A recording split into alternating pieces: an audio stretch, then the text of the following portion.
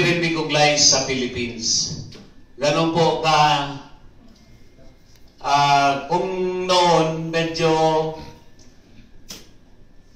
diplomatic pa ang treatment sa atin ng Grand Lands of California, but at this time medyo forceful na po yung demand nila to even declare the snakes in the Philippines as a clandestine organization. Kasi dito sa kanila ay clandestine natin daw. Kaya ngayon na ako ang Grandmaster, medyo problemado po tayo ngayon kung anong gagawin natin. There are those who say na, how about the sovereignty ng Grand Lands of the Philippines? Right, we are a sovereign Grand Lands. But we have to think of the whole picture of the whole entire Masonic world. Paano naman kung mag-withdraw ng recognition ng Grand Lands of California sa Grand Lands of the Philippines? So those are the things that confronts us now at the Grand Lands of the Philippines. And I guess here sa Grand Lands of California, lalong-lalo yung mga brethren ng mga Pilipino, actually sa tingin ko lang naman, in my own opinion, siguro,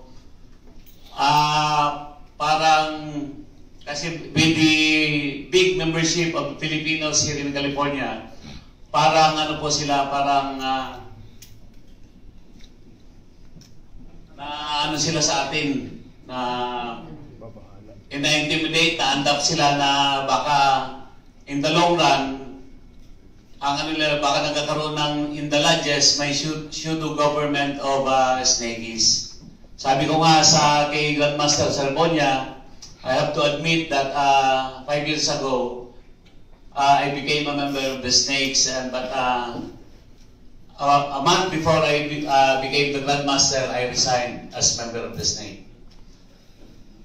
Ang tanong niya, ano bang naidulot sa iyo maganda ng snake?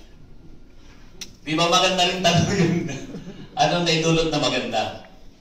Kasi ang ano lang nila siguro naman, na siguro dito daw nga, na ano na yun, na naging Masonic club na, but binayulate pa din yung agreement noon that they will not conduct initiations that will degrade the human being. So yun ang pinaka-contentious issue ngayon na we are trying to resolve when I come back to the Philippines very soon. And they even intimated a deadline this August. But in my observations, in my visits to the other Grand Lodges, kahit po fellowship na mga ganito, meron po silang District Deputy Grandmaster na present. But this time, I think na walang District Deputy Grandmaster. Siguro sa atin naman dito, siguro ipakita natin sa Grand Lands of California that they have nothing to fear about us, because actually, ordinary fellowship lang naman talaga ito eh. Kaya lang nakikita lang nila na very cohesive, united, and we are really enjoying our friendship, our brotherhood to the hill. That's why siguro na i-intimidate po yung mga nasa taas. And if you will notice, dito po sa Grand Lands of California, although we boast na meron ba kayo 50% dito ng mga Mason na Pilipino? 90%? Baka hindi naman siguro. Baka sa Lansla. Ilan ba ang mga Mason dito sa California?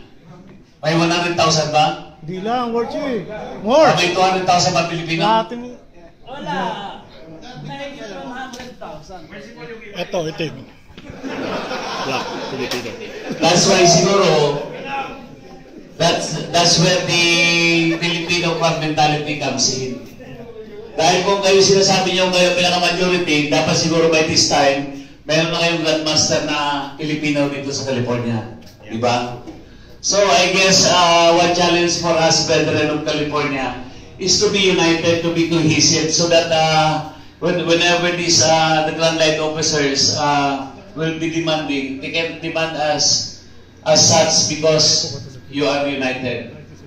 Pero also be conforming with what the Grand Lands of California, of the Constitution of the Grand Lands of California dictates.